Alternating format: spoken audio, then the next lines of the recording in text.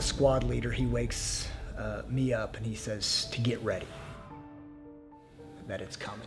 He could just feel it. So they're coming in on us and we're engaged in a firefight. So we're like, we're not going to walk out of this. This is it for us.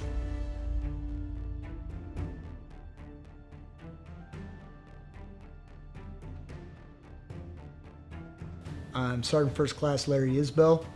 I'm an infantryman with the 45th Infantry Brigade Combat Team.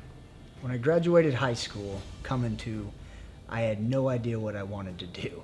I really wasn't interested in going to college. Plus, I was kind of weak and timid in high school, and I really wanted to see, I knew there was more in me than that type of person. So I wanted to get into something where I could test myself and see what I was really made of. And to me, the military seemed like a really good fit to bring that character trait out and be a part of something much bigger than myself. In my mind, as a dumb teenager, I thought it was going to be like the movies, where it's just constant war and action and just blood and guts nonstop, which is completely false of how it really is. Most of the time in the military, it's kind of boring.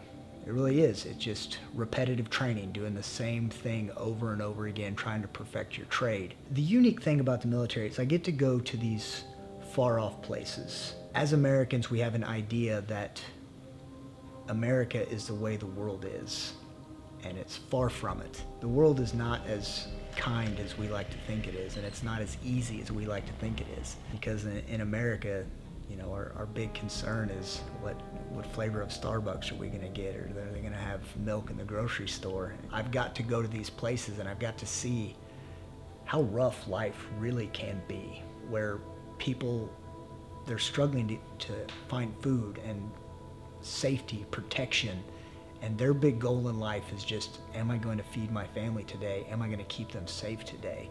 It's made me appreciate everything that I have in my life far, far more, and I don't worry about the little piddly first world problems that I think most people do, where they're worried about, like, is my car nice enough, you know? And most of it's doesn't even scratch the surface of probably what most of the world is actually really worrying about. It's kind of an interesting thing about the military is the fondest memories you have about deployment is the absolute worst times that you have.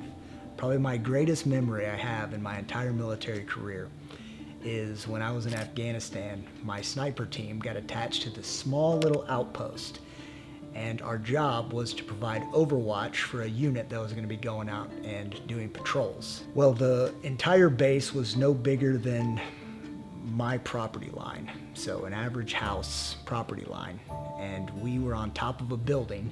It was at like a 45-degree pitch of just this corrugated steel that went all the way around it. So it was like, you know, uneven the entire time. So as you're walking around, you're walking at an angle all the time, so my ankles were constantly sore. You could never really get comfortable.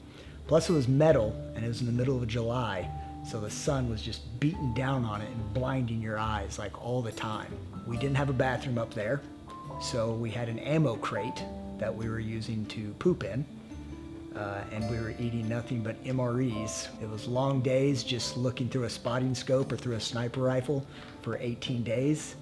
And during that time, I remember thinking, why did I join the military? This was the dumbest thing I've ever done.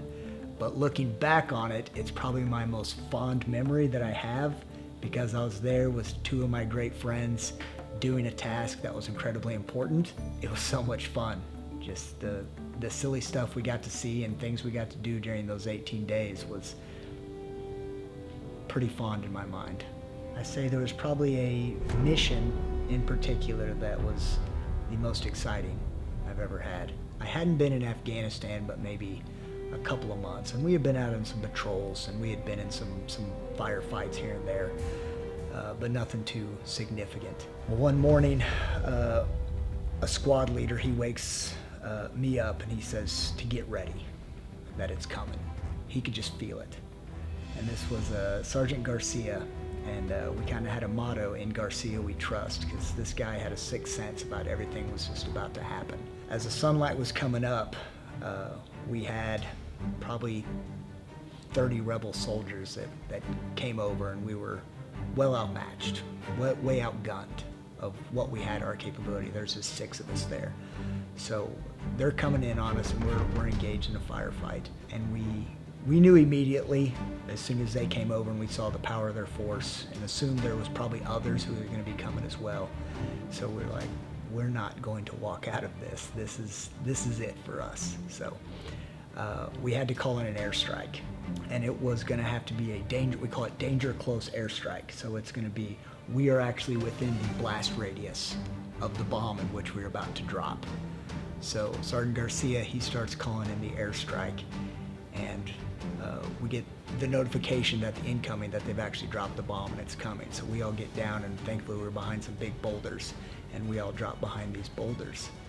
And then the bomb drops, and we can feel the concussion coming through our bodies of the bomb just dropping off. You know, I mean, thankfully none of us were hurt, but you could feel just the sheer power of the bomb just going off as it rattled through your body.